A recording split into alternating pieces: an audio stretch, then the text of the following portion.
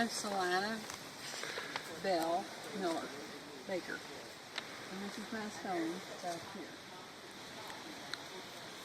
The reason that I'm telling you my story is because of General Grant. Because I lived in his home, in his headquarters, while he was here during the Civil War.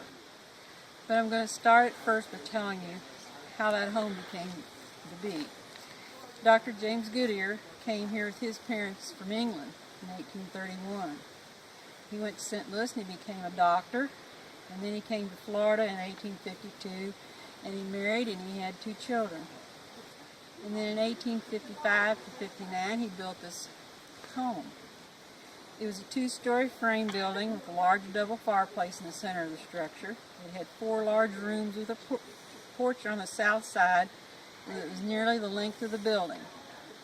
It would be located almost straight east of us, and it was straight south of the schoolhouse that's still standing in town.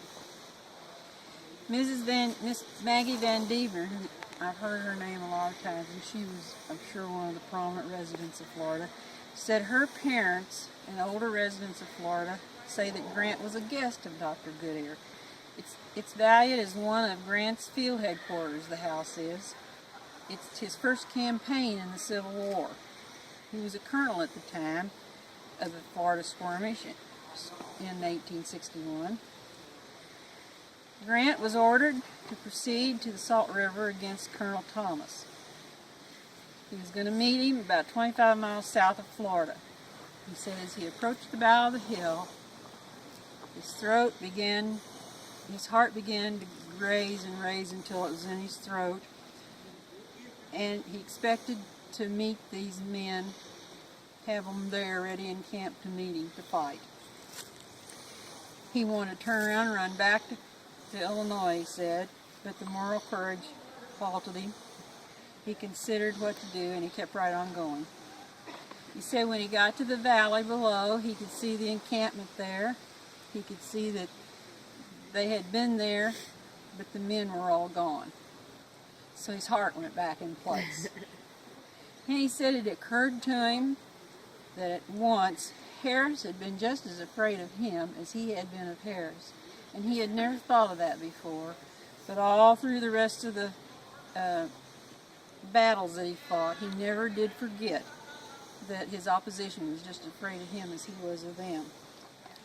So then after that battle was over, he went to Mexico, Missouri. And later on, President Lincoln appointed him a brigadier general of volunteers. And I think later that year he became general.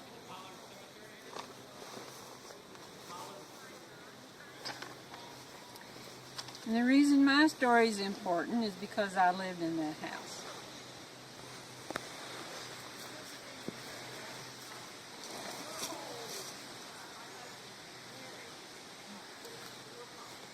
Goodyear left Florida in 1885 and formed a practice in Monroe City.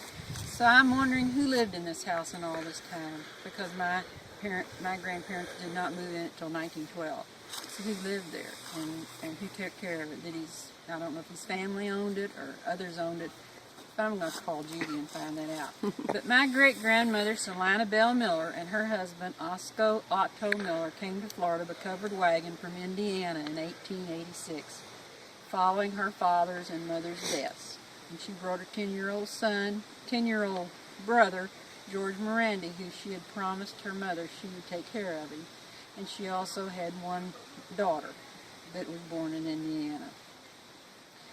Salina was nearly 7 months pregnant when Osco died, and he was born. He was called Pat. The ages of the other children at the time of their father's death were Glenna Miller, 8, Mary Alice Sis Miller, 6, Charlie Miller, 5, and Luella Miller, 1. Salina was a widow for 2 years and 6 months when she met Jim Baker. Jim had been a widow for a year. He was 17 years, a little more than that, older than her. And the ages of their children when they married on the 16th of November in 1895 were Dora Elizabeth Baker, 17. Jenny Florence Baker, 14. James Harry Baker, 13. Glenna Miller, 10. Mary Alice Sis Miller, 9. Joel Frank Baker, 8. Charles Harrison Charlie Miller, 7. Lula Miller, 4. I don't think she lived much longer than that. She died young. Jessie Mae Baker, 3. John Foster Pat Miller, that was born after her husband died, was 2. They were married 6 years when their first son was born between them, Chance. And when he was 60, they had the second son, Bud.